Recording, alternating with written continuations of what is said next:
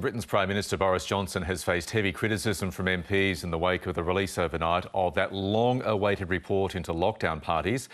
Our Europe correspondent Isabella Higgins joins us now from outside Downing Street. Isabella, good morning. So what exactly did we learn from Sue Gray's report? Well, Michael, this report lay out in very, very clear terms that there were a number of events that happened here at Number 10 and at Whitehall next to it that never should have happened during this pandemic. Now, this inquiry looked at 16 events that happened over 20 months through this pandemic. So that suggests it wasn't a party here or there, that this was a culture of drinking and gathering in these walls. Now, this report suggested that that was allowed to happen because there were serious breaches, serious lapses in leadership and judgment. It said that there was a culture of excessive drinking and that some staff felt that they couldn't speak out.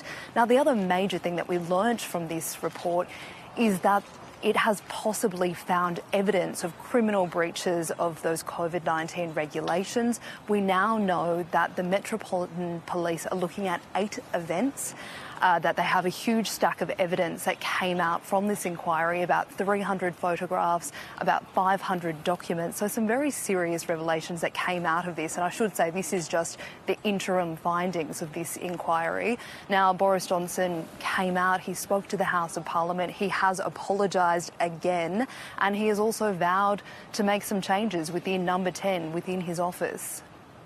I get it, and I will fix it. And I want to say...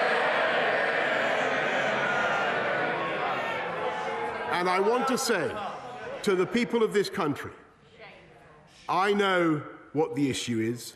Yes, Mr. Speaker, yes.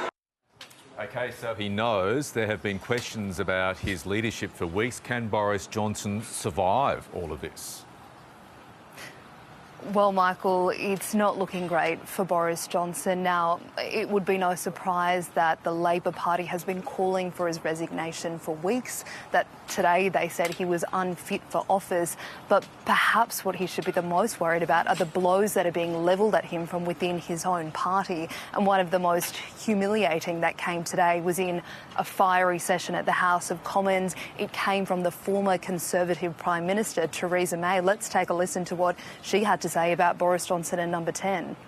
So either my right honourable friend had not read the rules, or didn't understand what they meant, and others around him, or they didn't think the rules applied to Number 10. Which was it? So as you can see, Michael, there are certainly Conservative MPs who aren't buying this apology, this vow to overhaul Number 10. Now, what we'll be looking for in the coming days is just how many Conservative MPs put forward a letter of no confidence. Last week, it was being reported that there were already upwards of 20. We understand there needs to be 54 before there could be a serious leadership challenge. And as we speak, we understand that the Prime Minister Boris Johnson is speaking with his party, with his MPs, and trying to shore up his support, because I think it would be safe to say that at the moment it really looks like his leadership is hanging in the balance.